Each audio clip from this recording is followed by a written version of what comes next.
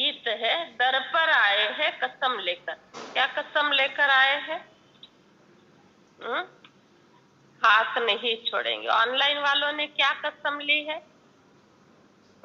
Online वालों ने क्या कसम ली है? ऑनलाइन वालों ने कसम ली है कुछ भी हो जाए लेकिन ऑनलाइन से मुरली जरूर जरूर सुनेंगे, है ना। उसके लिए कुछ भी करना पड़े लेकिन मुरली जरूर सुनेंगे और सुनते सुनते विश्व का मालिक बन जाए। ओम शांति। मीठे मीठे सिखिलधे बच्चे अच्छी तरह से जान गए हैं, बेहद के बाबा से बच्चों को प्यार मिलता है। जैसे हद के लौकिक बाप अपने रचे हुए बच्चों को प्यार करते हैं, अच्छी तरह से संभालते हैं और बहुत सेवा करते हैं उनकी, और समझते हैं इससे हमारा कुल वृद्धि को पाएगा। भक्ति मार्ग में भी बेहद के बाबा को याद करते हैं। जरूर कभी तो बाप मिला है। इसका थोड़ा बड़ा करके देखो। जरूर कभी तो बाप मिला है। बाबा कहते हैं मैं तुम्हारा बाप, शिक्षा देने वाला शिक्षक भी हूँ, अर्थात ड्रामा के आदि मध्य अंत का नॉलेज देने वाला। ये पिन निकाल के फिर से लगाओ। हाँ, आवाज आ रही? सेट नहीं है माइक। ठीक है जान। मैं तुम्हारा बापू, शिक्षा देने वाला भी हूँ,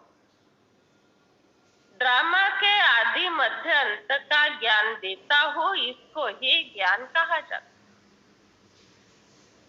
बाकी शास्त्रों में भक्ति मार्ग का ज्ञान है, उसमें कोई जीवन मुक्ति मिल नहीं सकती।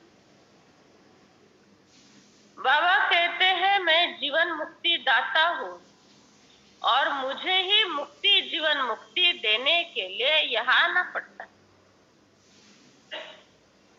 मैं कल्प कल्प संगम युग पर आता हूँ, ड्रामा अनुसार माया पांच विकार तुमको दुखी बना देते हैं।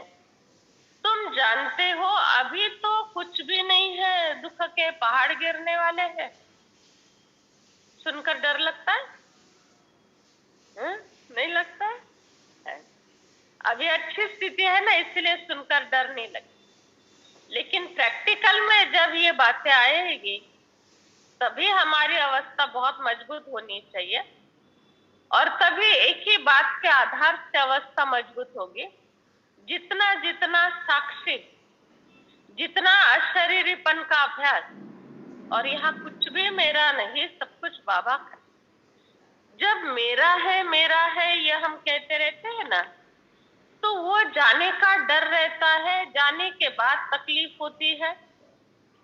और सब कुछ परमात्मा का दिया हुआ है, मुझे केवल मेरे आत्मा का मेंटेनेंस बहुत अच्छी तरह से देखना है।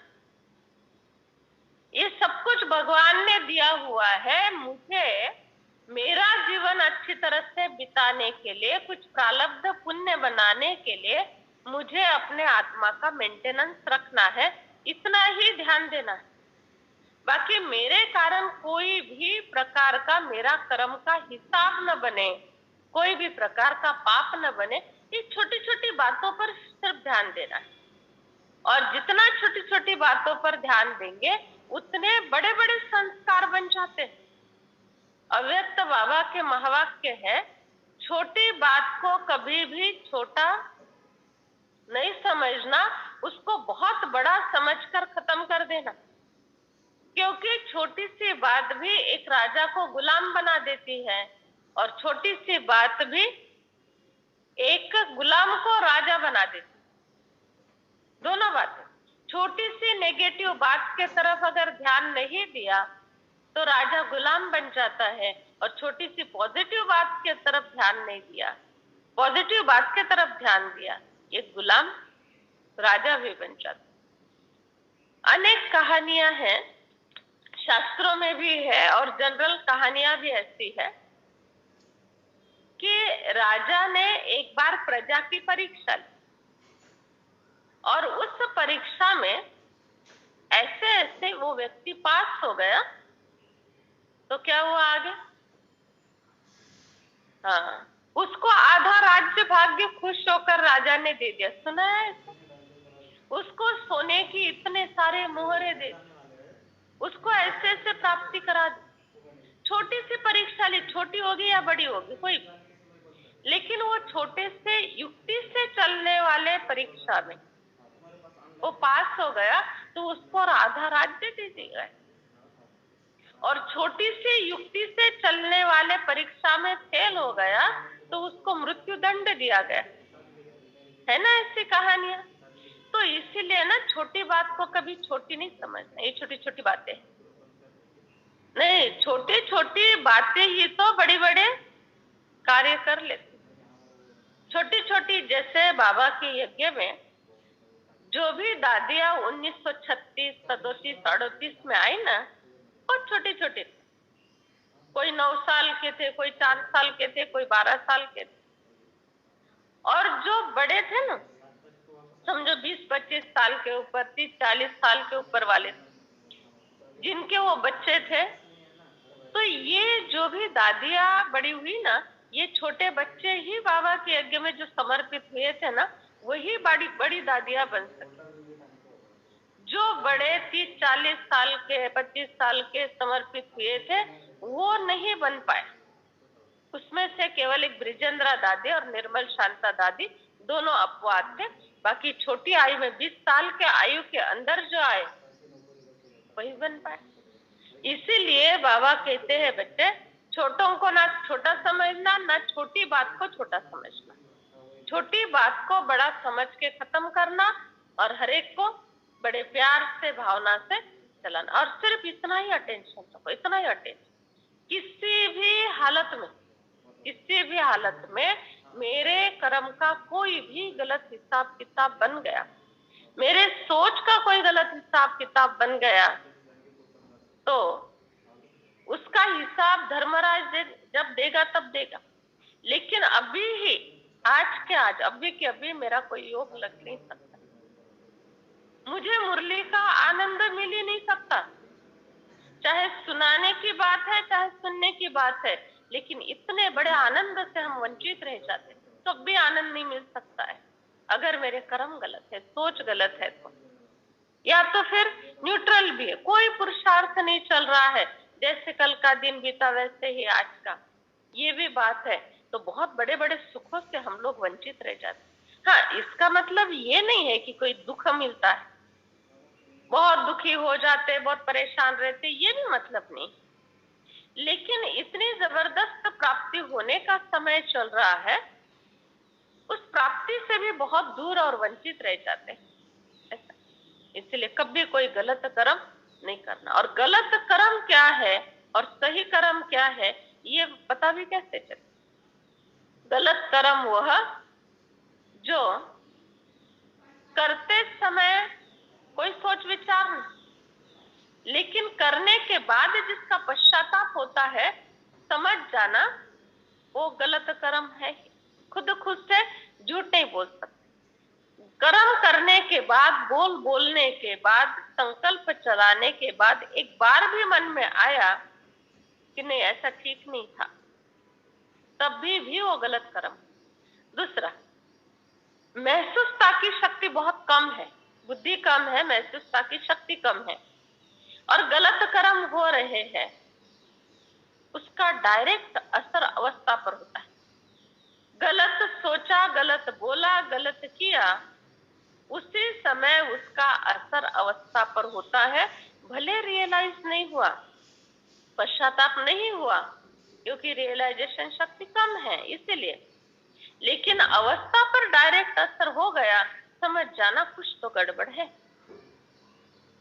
कुछ तो कर्म ऐसा है। इसलिए बहुत ध्यान दो। और इस अभ्यास में ना, आप लोगों को बता दो, इस अभ्यास में इतना सुख है, अभ्यास नहीं करेंगे ना तो सुख नहीं मिल सकता, और अभ्यास में बहुत सुख है। और वो अभ्यास ये है कि बस मैं और मेरे बाबा से जो डायरेक्शन मिला वो मैं और मेरा बाबा, ये अभ्यास बहुत जरूरी है।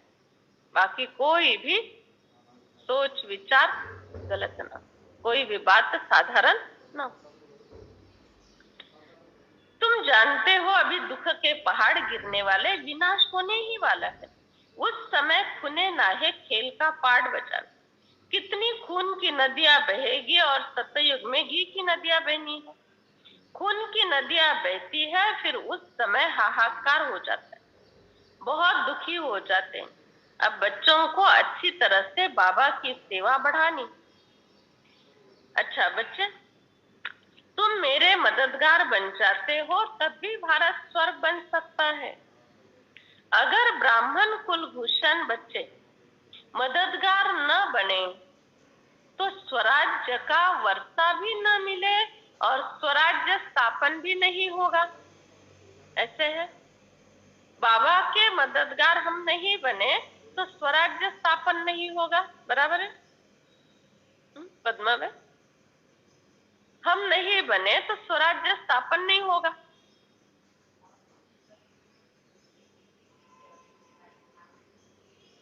उनको करना पड़े, लेकिन मैंने अगर कुछ नहीं किया तो स्वराज्य स्थापन नहीं होगा ना। हम्म क्या है, अभी देखो आप लोग जो भी सभा में आए, अभी मुरली के बाद क्लैपिंग होता है, उसके बाद सभा में जो आए हुए हैं वही सारे हॉल की टेरेस से लेकर सब नीचे तक की सेवा करते हैं।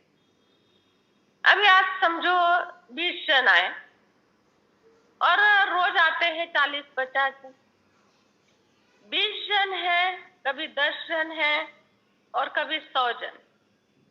सेवा कभी भी रही 6 साल में। आज हॉल का झाड़ू पोछा किसी ने नहीं किया, ऐसा हुआ? आज जीने की सफाई नहीं हुई, आज टेरेस साफ नहीं हुआ, ऐसा कभी हुआ? कोरोना भी था, कोरोना का बिल्कुल क्रिटिकल समय चल रहा था, कभी ऐसा हुआ कि आज सफाई नहीं हुई? कभी ऐसा हुआ क्लास बंद रहा कोरोना में भी? एकदम क्रिटिकल समय में एक दिन भी ऐसा नहीं हुआ। कोपरगांव का रिकॉर्ड था, एक दिन भी क्लास बंद नहीं हुआ। कम से कम 7 लोग तो भी मुरली को क्रिटिकल दिन में भी थे, ऐसा था। तो सभा में कम भी आए तो भी उतने ही समय में सेवा हो जाती है ना। टाइम ज्यादा लगता है, उससे भी जल्दी हो जाती है। भाई बहनों का तो ये अनुभव है, उससे भी और जल्दी हो जाती है। क्यों? तो जो सामने है उनसे बाबा करा के ही लेगा और उनका कार्य किसी के लिए कोई रुकेगा नहीं, उनसे करा के ले। इसीलिए बाबा कहते हैं बच्चे कभी भी ये नहीं समझना मैं मददगार नहीं बनूं तो देखिए इनका क्या होता है, ऐसा नहीं। सिर्फ जिनको वो स्वर्ग देना है, जिनको वर्षा देना है, राज्य भाग्य देना है, उनके ऊपर बाबा का खुश होना बहुत जरूरी है। बाबा अगर खुश है और बाबा के नजर में हम पात्र आत्माएं हैं तो बाबा किसी को भी खड़ा करके वो कार्य करा लेगा। और बाबा का हमारे पर विश्वास नहीं है, बाबा हम पर खुश नहीं है, तो बाबा कहेंगे बच्चे खुद का मन और खुद की स्थिति नहीं संभालना आता है तो इस स्वर्ग का राज्य भाग्य कैसा संभालोगे? सेवा का कारोबार इतना बड़ा कैसा संभालोगे? पहले खुद को तो ठीक करो, ऐसा हो जाता है। और आज का अभ्यास, कौन पात्र बन सकता है किसके ऊपर बाबा खुश रहते हैं? तो मुझे हर हाल में बाबा को खुश करने के लिए कर्म करने हैं, जिससे वो खुशी आशीर्वाद का रूप ले लेती है। और जो आशीर्वाद का रूप ले लेती है उसको कभी कभी कम नहीं पड़ सकता। बाबा का बहुत ख्याल चलता है कि कैसे कैसे सेवा बढ़ाई जाए, कैसे सेवा की नई नई युक्तियां निकालते। दैवी स्वराज्य बाबा आकर बनाते हैं। बाबा कहते बच्चे सेवा की युक्तियां निकालते रहो। बाबा का ख्याल चलता है, इसी को स्वदर्शन चक्र कहा जाता है। ये बहुत अच्छी चीज है जिससे तुम बहुत अच्छी सेवा कर सकते हो। बाबा कहते हैं बच्चे रामराज्य स्थापन करना है। रामराज्य स्थापन करना ये मासी का घर नहीं है। तुम बच्चों को स्वर्ग स्थापन करने के लिए मददगार जरूर बनना है। तुम हो नॉन वायलेंस अहिंसक, सर्वगुण संपन्न, 16 कला संपूर्ण, संपूर्ण निर्विकारी, अहिंसा परमो धर्म वाले तुम बनते। तुम कैसे हो? हमको बाबा मददगार बना के लेते हैं और मददगार बनकर कौड़ी से हीरे जैसा हम बन जाते।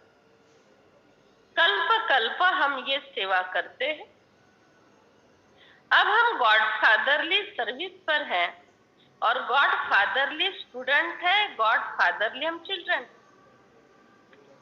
हमारे ऊपर बहुत बड़ी जिम्मेवारी है। बच्चे जानते हैं उन पर रिस्पॉन्सिबिलिटी रहती है। तुम जो बच्चे बनते हो उन पर बड़ी रिस्पॉन्सिबिलिटी रहती है। आज बाबा ने बहुत स्ट्रिक्टली कहा, खबरदार रहना, खबरदार रहना, भूले चुके भी चुक नहीं करना, भूले चुके भी चुक नहीं करना।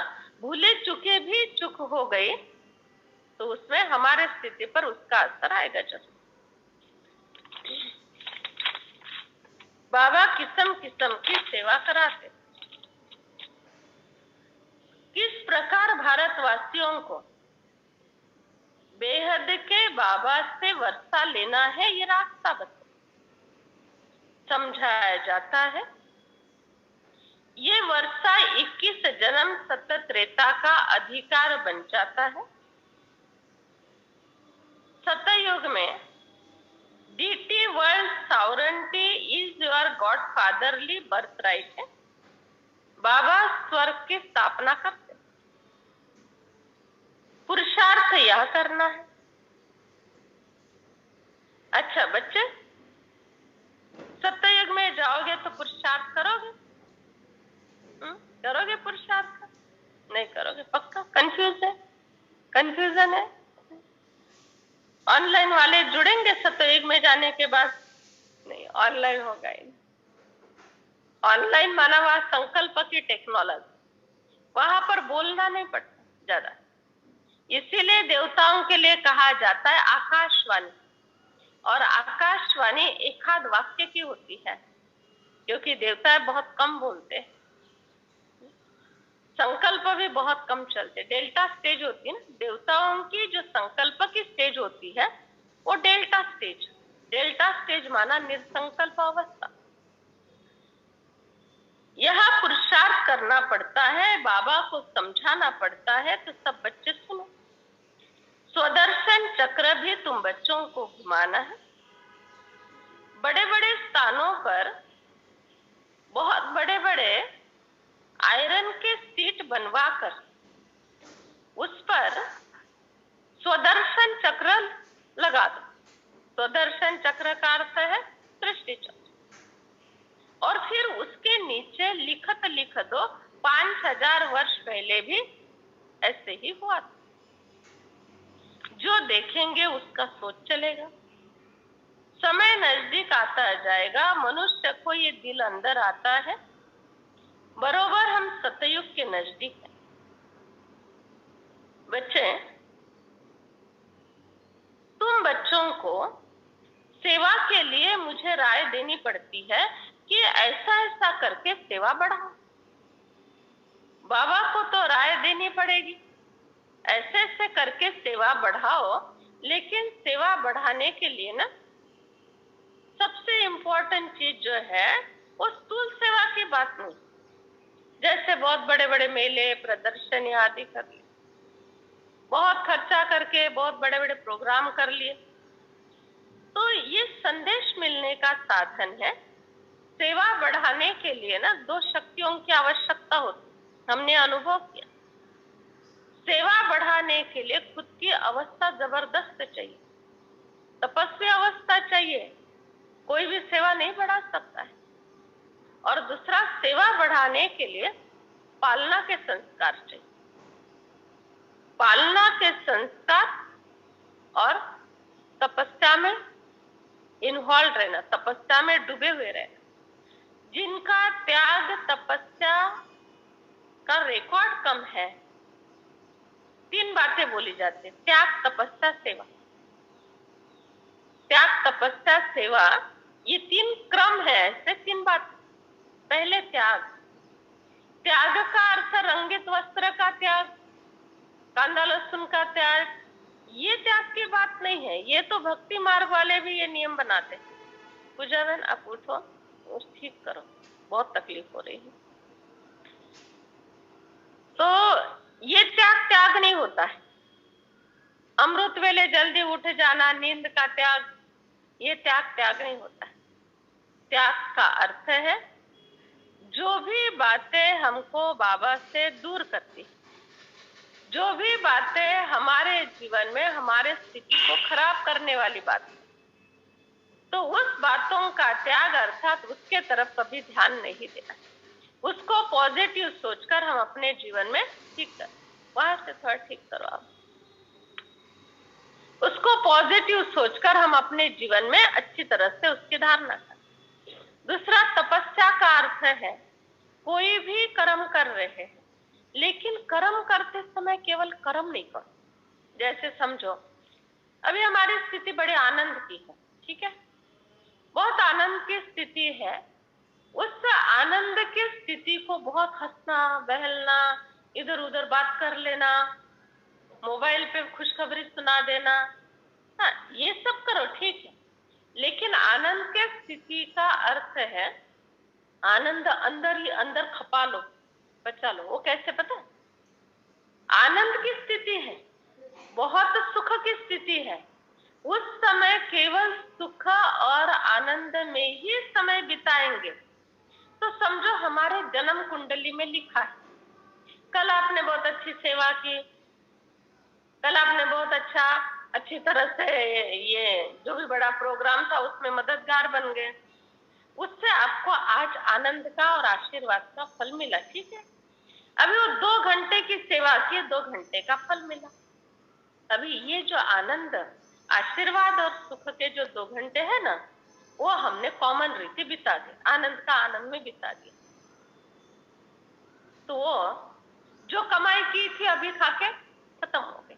तो आनंद की स्थिति में भी बाबा के पास बैठे, आनंद की स्थिति में जो भी कर्म कर रहे हैं उस समय वो कर्म का ध्यान भान न रखते हुए बाबा की याद में या आनंद का समय कैसे बीते इसका प्लान करो। इसको कहा जाता है सूक्ष्म बुद्धि। ये सूक्ष्म पुरुषार्थ है, बड़ी शांति की गंभीर अवस्था है। वो गंभीर अवस्था को गंभीरता में और शांति में बीतने नहीं दो। उसी समय बाबा की याद में शांति के सागर में डूबने का, वो शांति का जो अभी वरदान, शांति का समय चल रहा है, वो शांति का समय यहाँ नहीं बिताओ। शांति के सागर में डूबकर, और वो समय जो है ना 2 घंटे का, उसको 2 दिन का बनाने की कोशिश करो। इसको कहा जाता है सूक्ष्म पुरुषार्थ। अभी मूड अच्छा है, स्थिति अच्छी है, अच्छा बीत गया, थोड़े समय के बाद मूड चेंज हो गया, स्थिति चेंज हो गई, फिर दुख में डूब गए। तब ये कभी नहीं होगा। ये तब नहीं होगा जब आनंद का समय केवल आनंद भोगने में नहीं बिताया, लेकिन आनंद के सागर के डूबने में बिताया ना। ये भगवान वाच्य है। इसीलिए मन मर्जी से नहीं चलना, श्रीमत पर चलना। कोई को भी समझाओ तो आत्माभिमानी स्थिति में स्थित रहकर समझाओ। बाबा कहते हैं सभी धर्म वाले मिलकर एक हो जाए, ऐसे तो नहीं होगा। आगे चलकर समझेंगे, राजा स्थापन हो रही है। यज्ञ में विघ्न भी बहुत पड़ते हैं, क्योंकि राजा रानी तो सभी नहीं, प्रजा का प्रजा पर राज्य है। अभी जो भी धर्म स्थापक है वो सब के सब भगवान के सामने आएंगे, क्योंकि सभी का पिता है ना, तो पिता तो सबसे मिलकर जाएंगे। समझो पिता रहते हैं परदेश में और बच्चे रहते हैं सारे भारत देश में, अभी एक बच्चा कोपरगांव में रहता है, पुणे में रहता है, एक बम्बई में रहता है। पिता परदेश से बहुत साल के बाद आए, 2-4 साल के बाद, और उनको बम्बई में एयरपोर्ट पे उतरना सहज है, तो क्या केवल बम्बई के बच्चे से ही मिलेंगे? क्योंकि बम्बई में एयरपोर्ट है, वहां का नजदीक के बच्चे से मिलकर वापस चला जाता? नहीं। एक तो सारे बच्चों को, जो भी भारत देश में बच्चे बच्चियां, जमाई दामाद जो भी है, वो रह रहे अपने पास बुला लेंगे, या एक एक के पास जाकर मिलेंगे? सारे गांव वालों से मिलेंगे, बच्चों से मिलेंगे, परिवार वालों से मिलेंगे, और फिर चले जाएंगे। तो वैसे बाबा का किसी बच्चे से कल मिले थे, किसी से आज मिले हैं, मिलेंगे, किसी से कल मिलेंगे, लेकिन भगवान वाच, हर एक को भगवान के सामने आना पड़ेगा। और वही एक निराकार ऐसी शक्ति और हस्ती है जिसका कोई भी लौकिक रिश्ता नहीं, कोई देहधारी से रिश्ता नहीं है, उनके सारे रिश्ते आत्माओं के साथ है। इसीलिए बाबा कहते बच्चे, इतना प्यार करो बाबा से। और प्यार ये करने की चीज नहीं है, प्यार ये अंदर से नेचुरल होता है। और हम अपने आप को इतना इतना सौभाग्यशाली, पद्मा पदम भाग्यशाली समझे कि हमारा ओरिजिनल, बिना कोई मेहनत का, ओरिजिनल दिल के गहराई का सत्य प्यार बाबा के साथ, कोई प्राप्ति की आश अपेक्षा नहीं। बस बाबा मुझे जो कराना है करना है। हम तो रोज बाबा को कहते, मैं कोई निर्णय नहीं ले सकती, मेरी कोई बुद्धि इतनी नहीं है। मुझे कभी कभी तो एक विचार भी नहीं चलता, एक विचार भी नहीं, तो मैं अपने आप से प्रश्न पूछती हूँ, मुझे बुद्धि है क्या? नहीं, पता नहीं। कई बार ऐसा होता है, एक भी सोच नहीं चल रहा है, एकदम जैसे कि नील अवस्था। अपने आप से प्रश्न पूछती हूँ, इतना समय तक नील अवस्था रही, अवस्था बहुत ऊंची, लेकिन संकल्प ही नहीं बना। फिर प्रश्न पड़ता है, मन बुद्धि है कि नहीं है, पता नहीं है। तो बाबा को रोज एक कहते हो, आज जो भी निर्णय यज्ञ सेवा के प्रति लेने हैं, किसी व्यक्ति के प्रति, कारोबार के प्रति, आगे के सेवा के प्रति, ये मेरी बुद्धि की बात नहीं। आप जो मेरे बुद्धि को टच करेंगे, वो बात मैं सेवा के रूप में आपके सामने हाजिर करूंगी। बाकी मुझे निर्णय लेने का अधिकार नहीं है, और मनुष्य के बारे में तो बिल्कुल ही निर्णय नहीं ले सकते।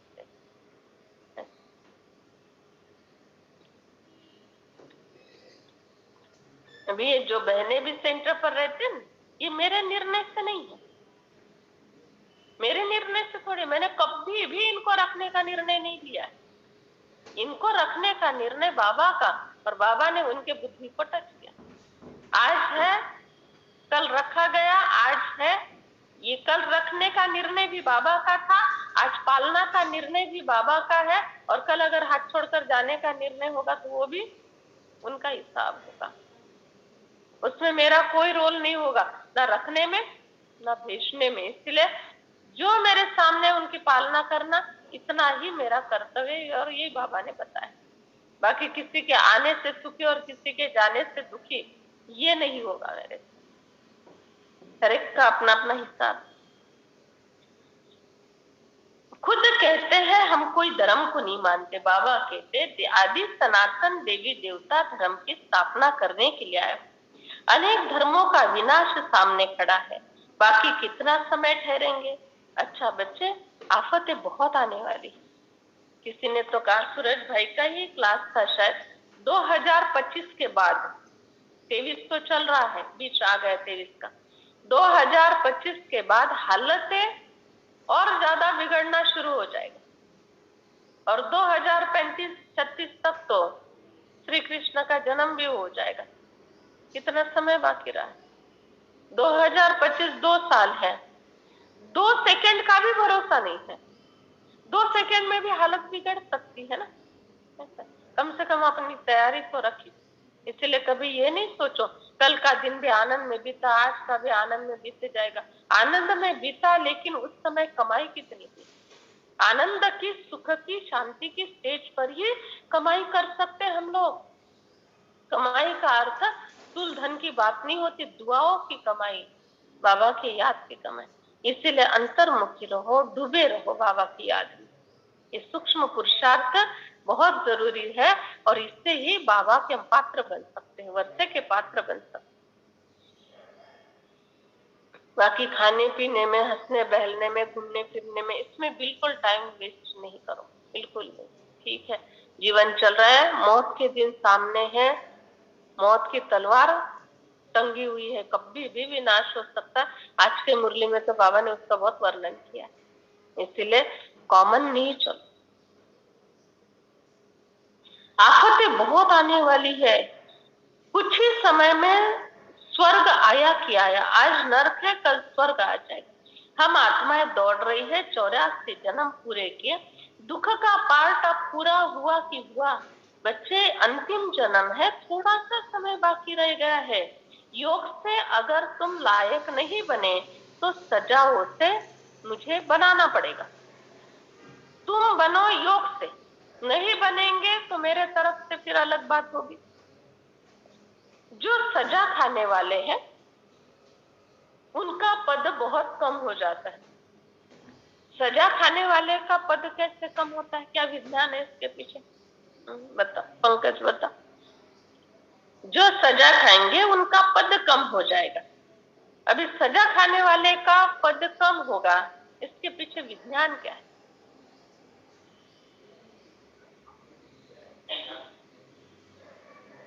हम्म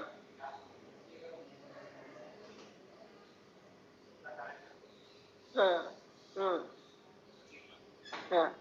सजा खाने वालों का पद कम हो जाएगा, सिंपल बात है। सजा मिल रही है इसका मतलब कल पात्र नहीं बने थे, यही सिद्ध हुआ ना। सजा खा रहे हैं इसका मतलब कल श्रीमत पर नहीं चले थे, कल योग्यता को धारण नहीं किया था, कल कुछ सफल नहीं किया था, कल कमजोरी को खत्म नहीं किया था। तो जो आत्माएं ना कमजोरी को खत्म कर पाती है, ना डायरेक्शन पर नहीं चल सकती है, ना कोई प्रकार से सेवा से भाग्य बना सकती है, तो ऐसी आत्मा को उच्च पद कैसे मिलेगा? आत्मा कमजोर है ना, तो कमजोर आत्माओं के हाथ में राज्य पद नहीं दे सकते हैं, वो चला नहीं पाएंगे, उसके लिए पात्र आत्मा लगती।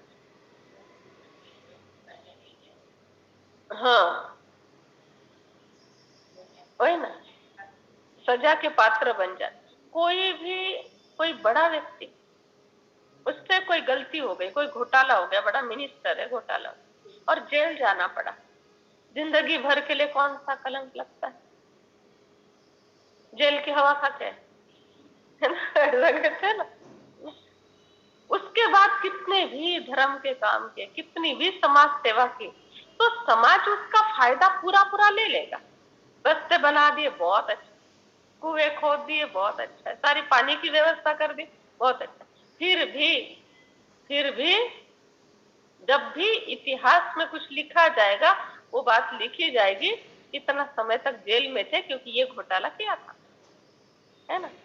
ऐसा है। तो वैसे ही बाबा कहते हैं बच्चे, कोई भी प्रकार की सजा मिलती है तो उसका भी रिकॉर्ड बन जाता है, जो वो पद को कम कर देता है। तो दुनिया यूज तो कर लेगी लेकिन पद नहीं मिलेगा, दुआएं नहीं मिलेगी। बाबा बहुत सहज समझाते, बेहद के बाबा को याद करना है, जितना याद करेंगे उतना वैसा पद पाएंगे। अच्छा बच्चे, तुम 8 घंटा याद कर सकते हो, ऑनलाइन वाले 8 घंटा याद कर सकते हो ना? 8 घंटा याद बराबर है ना? कर सकते हो रुचि? हम्म हम्म, हाँ हाँ हाँ और हम्म, याद में सब। अच्छा, ऑनलाइन पर सुनने वाले मैत्रेय फैमिली बताना, दहेगांव की मैत्रेय फैमिली पूरे, और मैत्रेय फैमिली के कनेक्शन के सारे कोलार वाले वगैरह। तो बाबा को 8 घंटा याद कर सकते हैं? कैसे कर सकते? 8 घंटा नहीं कर सकते एक्चुअली, देखा जाए तो करना है तो 24 घंटा, नहीं तो 1 मिनट भी नहीं। ऐसा है, कोई बात की चिंता है, कोई बात का दुख है, टेंशन है, घंटे गिनती किए जाते हैं, मैंने ना 8 घंटा टेंशन ले लिया बस। नहीं, कितने समय से मेरा टेंशन चल रहा है, रोज की वही बात, रोज का वही टेंशन, नींद भी नहीं आती, रोज का वही टेंशन, खाना भी नहीं जाता है, तबियत पर भी देखो ना दीदी कितना असर हो गया है, रोज का टेंशन। सारखे तेच विचार येतात, सारखे तेच विचार येतात, झाला ना 24 घंट्याचा योग। तो जब टेंशन दुख का 24 घंटे का योग हो सकता है, तो आनंद और सुख का 24 घंटे का योग क्यों नहीं हो सकता है? ऐसा है, योग का कनेक्शन ही ये, जो चल रहा है, जिसके साथ हम कनेक्टेड है, वो बातें हमारे जीवन में उसी लेवल के वाइब्रेशन क्रिएट करती है, वैसे केमिकल ब्रेन में तैयार करती है और उसी के फ्लो में ही चलते हैं। और भी क्या कहते हैं, सब कुछ ठीक है, सगळं काही खूप चांगलं चालू आहे दीदी, फक्त या एकाच गोष्टीचं टेन्शन आहे, तीच गोष्ट सारखी मनात आहे, ऐसा। तो इससे सिद्ध है, जिससे जुड़े रहेंगे उसके ही हमेशा संकल्प चलते रहेंगे, उसको योग कहा जाए। तो 8 घंटा तो बाबा ने कहा, लेकिन वैसे देखा जाए तो 24 घंटा रह सकते हैं बाबा की याद में, नहीं तो फिर बीच बीच में जैसे जैसे स्थिति होगी वैसे वैसे। तो हर कर्म श्रेष्ठ स्थिति में करो। अभी मुरली सुना रहे हैं, सुन रहे हैं, सचमुच इतना इतना ऊंचा पवित्र कर्म है ये, पूरे 5000 वर्ष में ना ऐसा कर्म हमारे हाथों से कभी नहीं होता। राज्य करेंगे देवता बनकर, परंतु ये कर्म कभी नहीं होता, मुरली सुनाने का चांस नहीं। ये अथॉरिटी केवल ना श्री कृष्ण को थी, अर्थात भगवान को ही सुनाने का चांस है, और उन्होंने अपने बच्चों को ये चांस दे दिया, और उसके लिए हम काम उतार रहे हैं, ना उसका कोई धारण करके महत्व रख रहे हैं। बस मुरली सुना दे, मेरी ड्यूटी पूरी, ड्यूटी पूरी। आप बच्चों को घर में समझाते, आप ऐसा समझते मैं इसको 1 घंटा बैठकर समझाओ, क्या समझा? कितनी भी लांबन लगती रहे, कितनी भी लंबी बात होती रहे, 10 मिनट के लिए बैठे हैं, 1 घंटा निकल गया बच्चों को समझाते समझाते, पता ही नहीं चला। रोज समझा रहे, क्यों? क्योंकि प्यार है, उतना समय बीत जा रहा है वैसे। तो इतना ऊंचा और पवित्र कर्म, और हम सीधा पढ़कर उसका काम उतार रहे हैं, ये हमारा बहुत बड़ा पाप बनता है। हम लोगों का जो समर्पित है, वो अगर मुरली सुनाने का काम उतार दे, हमारा हिसाब बन जाता है। आप लोगों का सबसे बड़ा भाग्य, बहुत अच्छा सुनने को मिल रहा है, चाहे ऑनलाइन सुनने को मिल रहा है, चाहे इधर सुनने को मिल रहा है, लेकिन उसमें भी बिल्कुल सच्चाई से सुनने वालों का ये बहुत बड़ा भाग्य और ये बहुत बड़ा पुण्य बन जाता है, ऐसा है। तो ये सर्वश्रेष्ठ कर्म है, इसको बहुत भावना से करो, ऐसे थोड़ी सुख मिल रहा। ऑनलाइन वालों के बहुत उनके अनुभव है, कल एक माता ने 2-3 जनों के अनुभव बताया। एक पुणे में एक भाई, अभी मुझे उनका सरनेम याद नहीं आ रहा, तो एक 1-1.5 महीने से जुड़े हैं, 23 साल से ज्ञान में चल रहे हो, लेकिन 23 साल से मुझे इतना गहन ज्ञान कभी समझ में नहीं आया। 1 महीने से जुड़ रहे हैं, उन्होंने औरों को भी जुड़ाया, आज भी जुड़े हुए होंगे, तो बोला एक महीने के अंदर इतना ज्ञान समझ में आने लगा।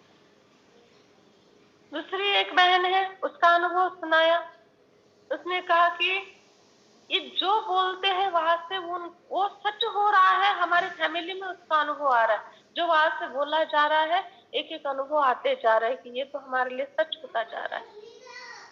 किसी के जानवर ठीक हो रहे हैं, किसी के घर से इविल सोल भाग रहे हैं, किसी के परिवार ठीक हो रहे हैं, किसी के गुटखे खाना शराब ये सब छूट रहा है, केवल कनेक्शन भी नहीं, कभी देखा भी नहीं, ऑनलाइन सुन रहे हैं सर। क्यों?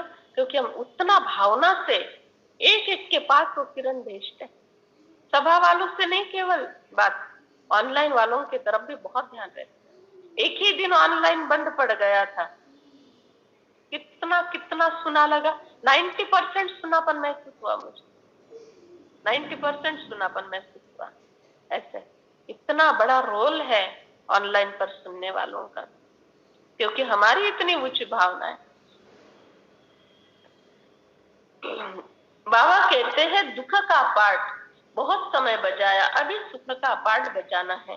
कल्प पहले माफिक तुम बच्चों को पुरुषार्थ करना है, साक्षी होकर देखना है कौन कितना पाठ बजाता। कल्प कल्पांतर वही लेने के अधिकारी बनते हैं। बाबा ने राजयोग सिखाया स्वर्ग के लिए। लौकिक बाप बच्चों की कितनी संभाल करते हैं, बेहद के बाप को भी बहुत संभालना पड़ता है बच्चों को। माया हैरान करती है, बीमार कर देती है, बाबा आकर फिर दवाई देते हैं। उस दवाई का नाम है, सबके लिए एक ही दवाई। कौन सी दवाई का नाम है? उस दवाई का नाम मुरली। मुरली नाम की कोई दवाई निकली दुनिया में? मुरली नाम की कोई दवाई है? नहीं। मुरली नाम का दूध निकला है ना? दूध की थैली पर लिखा होता है मुरली मिल्क, दवाई नहीं निकली। तो दवाई केवल बाबा के पास, और रोज 1-1.25 घंटा वो दवाई बड़े भावना से, बड़े प्यार से लो, तो बीमारी ठीक हो जाएगी।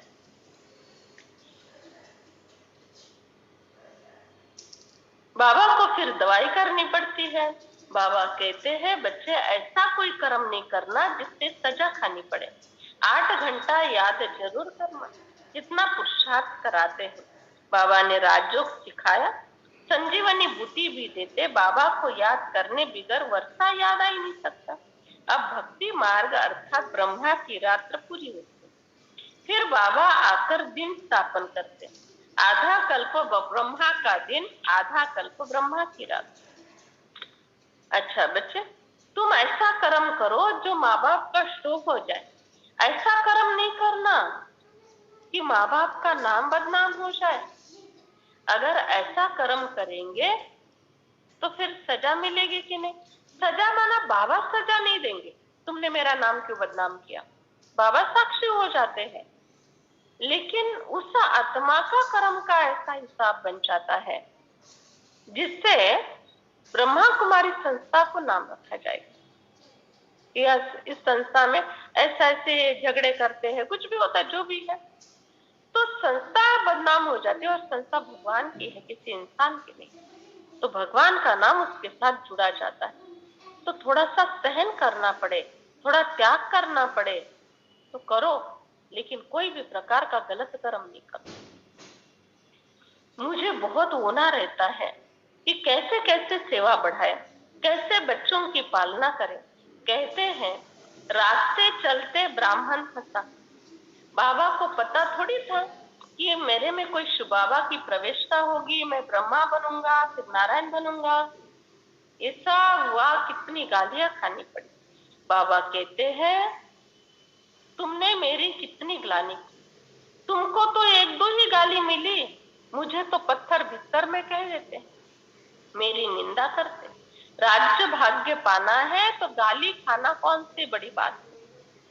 राज्य भाग्य पाना है तो गाली खाना कौन सी बड़ी बात है? कल दीदी से ऐसे बात हो रही थी और दीदी हम लोगों को उनके अनुभव सुना रहे थे। 10-15 मिनट ही बात हुई और हमको बता रहे थे। तभी दीदी ने कहा कि बड़ा होना, बड़ा दुख पाना दुनिया में कहते हैं, लेकिन यहाँ पर भी बड़ों को ही बहुत झुक के चलना पड़ता है। छोटे वाले अपने हिसाब से चलेंगे, लेकिन बड़ों को बहुत झुकना, हर हाल में बड़ों को ही मरना पड़ता है, बड़ों को ही झुकना पड़ता है, क्योंकि उन्होंने सारा स्थापन किया होता है, तो उसका कारोबार की संभाल करना भी उनकी जिम्मेवारी। छोटे तो कहेंगे हम यहाँ है, वो तभी सुखी, वहां है तभी सुखी, लेकिन बड़े ऐसा नहीं कर सकते हैं। तो बड़ों को बहुत मरना, मेरा नाम लेकर खास का सरला, बड़ों को बहुत मरना पड़ता है, बहुत सहन करना पड़ता है, बहुत त्याग करना पड़ता है, और एक से बढ़कर एक महारथी आ जाते हैं सामने युद्ध करने। मैंने कहा वो सभी का तो यही हाल है। बाबा कहते हैं ये ब्रह्मा को कितनी गालियां खानी, तुमको थोड़ी खानी पड़ी तो क्या फर्क पड़ता है? देवे को नहीं, कोई गाली देवे, कोई निंदा करे, कुछ भी करे, जिसको जिसमें सुख मिलेगा ना, जो सही समझता है वो करेगा। जो हमने किसी को मना किया, तुम मुझे गाली नहीं दे, मेरे सामने मुख पर आकर तो नहीं देगा, लेकिन पीछे और दो बढ़ा देगा गाली और निंदा कर लेगा। किसी को हमने कहा तुम मेरे बारे में कुछ नहीं बोलो, तुम मेरी निंदा नहीं करो, और ही उसका सारा अटेंशन ना उस पे चला जाएगा। मेरी निंदा नहीं करो, उस पर अटेंशन ज्यादा चला जाएगा, नहीं शब्द निकल जाएगा और बाकी याद रहेगा। इसीलिए जो जो कर रहा है ना वो करेगा, उसको हम कोई चेंज नहीं कर सकते, उसके लिए कोई संकल्प नहीं चलाओ, लेकिन खुद की अवस्था इतनी मजबूत करो और खुद के कर्म ऐसे करो जो भगवान के दरबार में और भगवान के रिकॉर्ड में मेरे नाम पर कोई कलंक नहीं आना चाहिए। बाकी इंसान की राय तो बदलती रहती, सवेरे महिमा करेंगे, दोपहर को थोड़ी बात हो गई डिस्टर्ब हो जाएंगे, शाम को जाके निंदा करेंगे, 2-4 दिन के बाद रियलाइज हो जाएगा, फिर महिमा करेंगे, फिर डिस्टर्ब हो जाएंगे, फिर निंदा करेंगे, ये चक्र चलता रहेगा। इसके पीछे नहीं जाओ, मेरे लिए इसने ऐसा बोला, मेरे लिए उसने वो ऐसा बोला, याद भी नहीं रखो, याद भी नहीं रखो किसने क्या बोला, बस ठीक है, पार हो गई ना बात पार हो गई, फिर हम अपने ट्रैक पर आ गए, अच्छा कर्म करते चले, बाबा जाने और मैं जाना, बस। बाकी किसी के ऊपर कोई सही इंप्रेशन डालने के लिए कोई क्लैरिफिकेशन नहीं दो, कोई प्रकार का वाद विवाद नहीं, बस ठीक है, चुप रहो। एक चुप 100 झगड़े मिट जाते हैं। बोला कि झगड़े चालू, मुझे तुमने आधा कल्प गाली दी, तुमको 2-4 ही गाली खानी पड़ी। लाडले बच्चों, मैं इनमें आया, तुम मेरे दाढ़ी की कुछ लाज रखो, मेरे दाढ़ी का ख्याल रखो। अभी शिव बाबा को दाढ़ी है नहीं, लेकिन ब्रह्मा की दाढ़ी तो मेरी। दाढ़ी का अर्थ है कि कोई ऐसा कर्म नहीं करना जो शिव बाबा और ब्रह्मा बाबा का नाम बदनाम हो जाए, यज्ञ का नाम। अब कोई कलंक नहीं लगाना, विकारों को योग बल से भगाते रहना। कल्प कल्प तुम माया पर जीत पाते हो, प्रजा भी माया जीत बन जाती है, स्वर्ग का मालिक बनना है। बाबा जानते हैं मम्मा बाबा पहले नंबर में जाते हैं। देखो मातेश्वरी जगदम्बा कुंवारी कन्या बहुत छोटी आयु की थी, बाबा पूरे 60 साल के गृहस्थी थे। घर में बच्चे ऐसा कुछ काम करते हैं तो माँ बाप हाथ जोड़कर कहते हैं ऐसा काम नहीं करो जो अपना कुल बदनाम हो जाए, हमारे दाढ़ी की लाज रखो, अच्छी रीति पुरुषार्थ करो, बाकी कुल कलंकित मत बनो। कई बच्चे जरा भी ख्याल नहीं करते और बाबा का नाम फिर बदनाम हो जाता है, ऐसे बच्चों को बहुत सजा खानी पड़ती। बाबा कहते दिन प्रतिदिन तुम बहुत तीखे होते जाएंगे, शक्ति मिलती जाएगी, लेकिन कर्म गलत नहीं करना। गलत कर्म करने के बाद भी शक्ति मिली तो क्या होगा? कर्म गलत कर रहे हैं फिर भी शक्ति मिल रही है, क्या होगा? और वो शक्ति जो है ना और गलत कर्म करने में लगेगी, इसलिए नहीं मिलेगी शक्ति।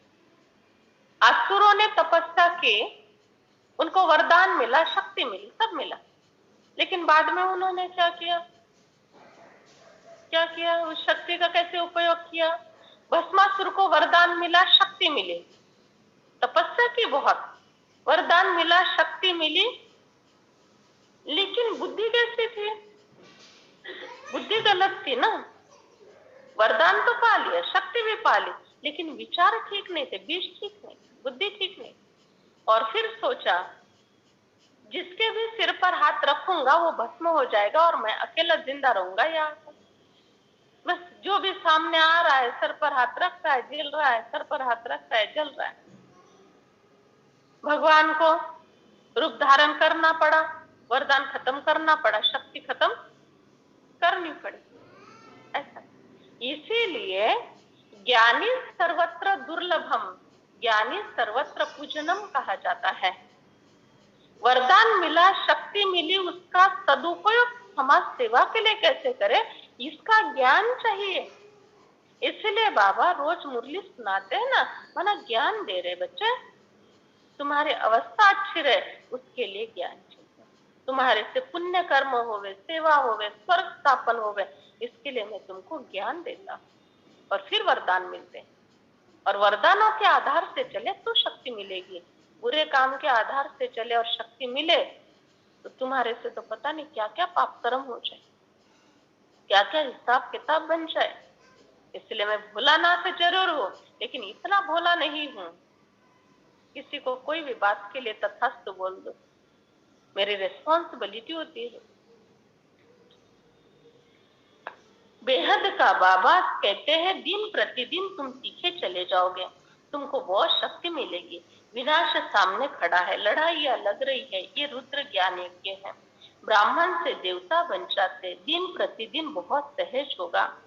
नए आते हैं तो पहले से ये नहीं बताना कि परमात्मा स्टार है।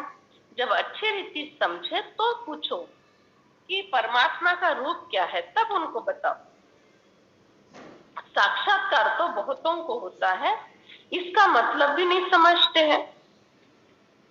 बाबा कहते हैं अंत में तो इतने साक्षात्कार चमत्कार होंगे, बात मत पूछो। बहुत साक्षात्कार से बहलाया जाएगा और ऐसा लग रहा है कि वो समय अभी शुरू हो गया है। अभी कल जो प्रोग्राम हुआ सभी ने देखा, ऑनलाइन वाले भी बहुत सारे ज्वाइंट थे, और सभा में भी 300 350 थे। वैशाली में कितने थे? हाँ, वो भोग डाला ना, उससे पता चला, बाद में भी आते रहे। तो इतने सारे सभा में थे, ऑनलाइन भी 40-45 जुड़े हुए थे।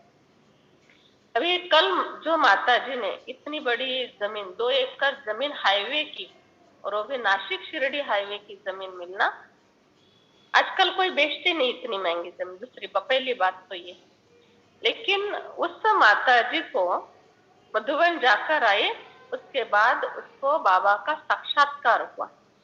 सपना हुआ या दृष्टांत हुआ वो ठीक से नहीं बता पा, लेकिन ये यहाँ पर इस स्थान पर ध्यान मंदिर, शिव का मंदिर बनना है, ध्यान मंदिर बनना है, ये बाबा ने कहा बनाना है। अभी उस माता ने सोचा मैं तो गरीब हूं, मैं कैसे बनाऊंगी। फिर उसको संकल्प आया और कल उसने कहा कि मैं बना नहीं सकती, जमीन तो दे सकती हूँ लेकिन बना नहीं सकती हूँ। तो बाबा ने कहा मैं ही मेरे लिए बना लूंगा, तू चिंता मत कर, तू सिर्फ जमीन दे, जगह दे दे, मेरे लिए मुझे जो बनाना है ना मैं बना लूंगा। इतनी भावना, और ये साक्षात्कार से हुआ, ये सपने से हुआ। और एक ही संकल्प से उस माता ने अपना बलिया कुर्बान कर दिया। बस इतनी खुशी उनको कि बाबा ने हमारा स्वीकार किया। उसमें बच्चा भी, बहू भी, और छोटे छोटे बच्चे भी, इनका कितना पुण्य जमा हुआ। बच्चे ने भी तो साथ दिया, बहू ने साथ दिया, कोई एक भी ऐसा साथ नहीं देता तो कुछ नहीं हो सकता। और कल दीदी ने जो बात बताई, ये धरती का भी भाग्य होता है। कौन से धरती पर क्या बनना है ना, उसका भी एक भाग्य होता है। किसी धरती पर दारू का दुकान और दारू की फैक्ट्री बनती है, किसी जमीन धरती पर कटाई छटाई का कत्तल खाना बनता है, और किसी धरती पर शिव का मंदिर बनता है। ऐसा है, ये भी भाग्य होता है। सभी का ये भाग्य नहीं, जैसे सभी का भाग्य एक जैसा नहीं, वैसे धरती का भाग्य भी एक जैसा नहीं। वो पुण्य कर्म होते हैं, उस स्थान पर कोई पुण्यवान आत्माओं ने साधना की और कल्प कल्प वहां पर वो बना हुआ है। ये साधारण बात नहीं है। तो ऐसे इतनी भावना से अपनी जमीन बाबा के कार्य में लगा देना, वो भी एक दृष्टांत से। कोई ने उनको समझाया नहीं था, कोई ने मांगा नहीं, कोई विषय ने कुछ बोला नहीं, एक दृष्टांत सहज हो गया और उसके आधार से उसने इतनी बड़ी बात बाबा के यज्ञ के प्रति की। ये बहुत बड़ा चमत्कार है। और आज जो बाबा ने मुरली में कहा, अंत में तुम्हारे पास धूमधाम मचेगी, धूमधाम मचेगी। तो ये बातें अभी शुरू हो गई, इसके बाद भी और बहुत आते रहेंगे, अभी तो और बहुत आते रहेंगे। ये हमारा ले लो, एक बार का सेवा में लगा दो तो हमको मुक्ति मिलेगी, हमको शांति मिलेगी, ये तो यहाँ ही पड़ा रहेगा। लेकिन हमारे भाग्य है कि भगवान ने हमसे लेकर कुछ तो सेवा में लगा दी। और इसी का ही यादगार रामायण में खारुताई का वाद, बंदरों से मदद ली, खारू ने भी मदद की। तो जब भी पुल की बात आती है, जब भी बंदर सेना की बात आती है, तो खारुताई को कोई भूलता है? और ही कहते हैं बंदर तो हनुमान के रूप में पूजनीय बन गया, लेकिन राम ने जो शाबाशी दी, तो राम की जो उंगलियां उसके शरीर पर उठ गई, उसका भी पूजन किया जाता है, उसका भी गायन हो गया है। ऐसा है।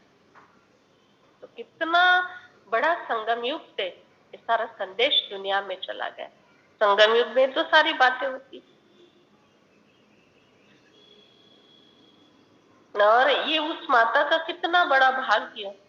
जब तक वो माता बाजू में खड़ी थी दीदी की, दीदी ने उसका हाथ पकड़ कर रखा था। हाँ, ये हाथ पकड़ के ही रखा था, मैं भी देख रही थी, अंत तक उसका हाथ छोड़ा ही नहीं। और नेचुरल था, ऐसे नहीं कि दीदी का कोई भान था ऐसे कि इसका हाथ पकड़ कर रखो, कोई संकल्प ही नहीं। ये भी उसका भाग्य, क्योंकि दीदी को टच करना ये भी साधारण आत्माओं का काम नहीं है। ये पुण्य भी सभी को नहीं मिलता है। ये लोग फरिश्ता बन चुके, 90% फरिश्ते की काया है दीदी की। ऐसा है। जब उनका कैमरा में ओरा चेक किया तो 10% ही हड्डी मांस दिखाई दिया, 90% प्रकाश दिखाई दिया उनके शरीर में। और ऐसा हाथ पकड़कर इतना समय रखना ये साधारण बात नहीं। हम भी अपना भाग्य समझते, दीदी का हाथ पकड़ पकड़ कर दीदी को चलाते लेके जाते हैं, ये भी भाग्य। सभी का हाथ पसंद नहीं, दीदी को भी ऐसा है। बाबा कहते हैं कि आगे चलकर बहुतों को ये साक्षात्कार होगा, और चमकता हुआ स्टार है, आदि आदि साक्षात्कार होगा। मैं आकर इनके बाजू में बैठ जाता हूँ, वो बच्चों को सिखाता हूँ, बाप दादा को कंबाइंड समझो, बाबा बाबा कहते रहो, विघ्न तो पड़ते रहेंगे, बच्चों को भी जोर से माया के तूफान आएंगे, परंतु हाथ नहीं छोड़ना, माया अजगर है, अच्छे अच्छे लालों को भी खाने की कोशिश करेगी, उसको भी अच्छे अच्छे लाल चाहिए ना। कल्प पहले भी ऐसे हुआ था, लेकिन वो लाल अगर काला है तो उसको खाएगी, लाल सच्चा लाल है ना, तो माया अगर उस लाल को देखकर भाग जाएगी। लेकिन वो लाल अगर काला है अंदर से, तो फिर उस लाल को वो लाल नहीं समझते, उसको काला ही समझते, अंदर से काला। तुम विशाल बुद्धि बनते हो, हर बात समझते, विचार सागर मंथन करेंगे, हम ऐसे ऐसे समझाए, दान करें। बाबा रूप बसंत कहते हैं, बाबा कहते मैं स्टार। साइंस की बातें तो अलग है, साइंस अलग बात करता है, विनाश की बात करता है, बाबा आकर स्थापना की बात ही करते हैं। ड्रामा के राज को भी तुम जानते, अंधों की लाठी बनना है, मैं सबको साथ में लेकर जाऊंगा। बाबा कहते हे रात के राही थक मत जाना, बाप और रचना को याद करना, हमेशा शिव बाबा को याद करते रहो। मोटर चलाते भी बुद्धि का योग बाबा के साथ होना चाहिए। भले मोटर चलाओ, लेकिन बाजू में कौन बैठा है ये याद करके चलाओ। बाजू में बाबा बैठा है ये याद करके चलाओ। स्कूटर चला रहे तो पीछे बाबा बैठे कि आगे बैठे, तो याद करके निकल जाओ। बाकी मोटर चलाते समय समझेंगे मैं फरिश्ता हूँ, लाइट के कार में जा रहा हूँ, ऐसा नहीं चलेगा। मोटर चलाते समय फुल अटेंशन, लेकिन बाबा को साथ लेकर गाड़ी को भी रोज चार्ज करो, बाबा को सूक्ष्म वतन में गाड़ी दिखा दो। हम कौन कौन जा रहे हैं सब बाबा के सामने खड़े करो, जैसे समझो संतोष दीदी यहाँ के मेन यहाँ बैठे, तो दीदी को मैं बता के जाऊं, दीदी हम 4 लोग जा रहे हैं, सेवा में जा रहे हैं, यहाँ जा रहे हैं, फिर दीदी पूछेंगे कैसे जा रहे, हाँ ये गाड़ी लेकर जा रहे या किसी भाई की गाड़ी आ रही, ऐसे बता के जाएंगे। वैसे बाबा यहाँ के मुखिया है, ये दीदी सरला दीदी यहाँ की मुख्य नहीं है, ये बात पक्की कर लो।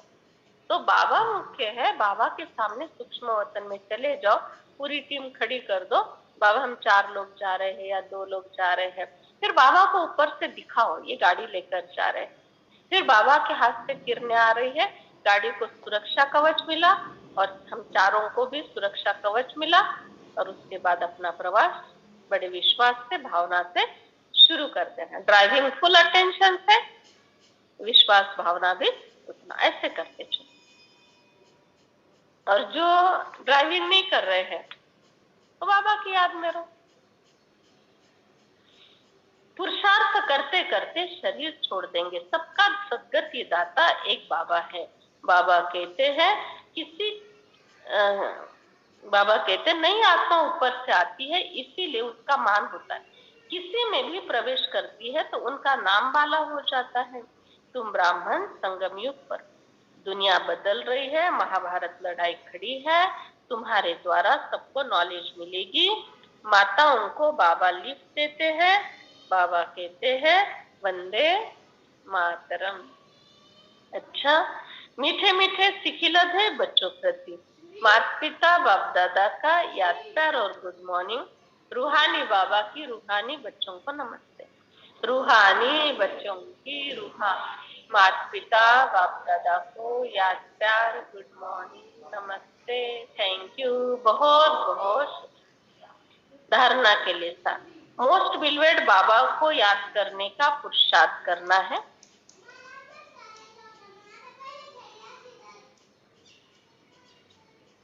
यह साक्षी होकर देखना है।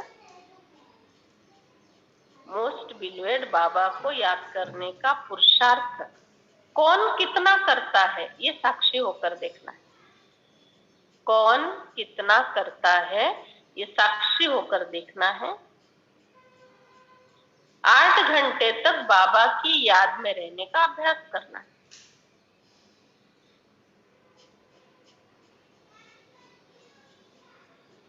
दूसरी पॉइंट,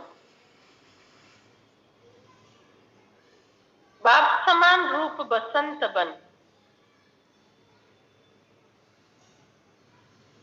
विचार सागर मंथन कर, ज्ञान दान देना है।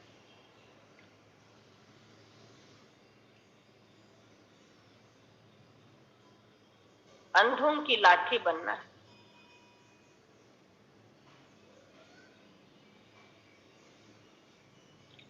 वरदान, सदा बिजी रहकर हर कदम में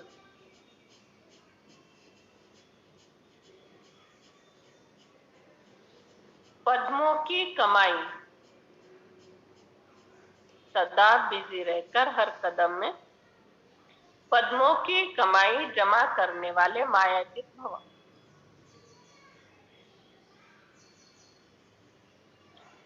आप बच्चे ब्राह्मण सदा बिजी रहने के लिए, बिजी रहने वाले बड़े से बड़े बिजनेसमैन हो आप लोग, हर कदम में पद्मों की कमाई जमा करते हैं। सारे कल्प में ऐसा बिजनेस कोई नहीं कर सकता, और जो सदा बिजी रहता है उनके पास माया नहीं आती, क्योंकि उसके पास माया को रिसीव करने का टाइम ही नहीं है। सदा इस रूहानी नशे में रहो, हर कदम कदम में पदम है, लेकिन जितना नशा उतना ही निर्माण। नशा, दुनिया का नशा अहंकार में लाता है, और विद्या का नशा, राजयोग के शिकवन का नशा निर्माण बनाता है। स्लोगन, अपनी सेवा को बाबा के आगे अर्पण कर दो तो सफलता हुई पड़ी। अपनी सेवा को बाबा के आगे अर्पण कर दो तो सफलता हुई पड़ी।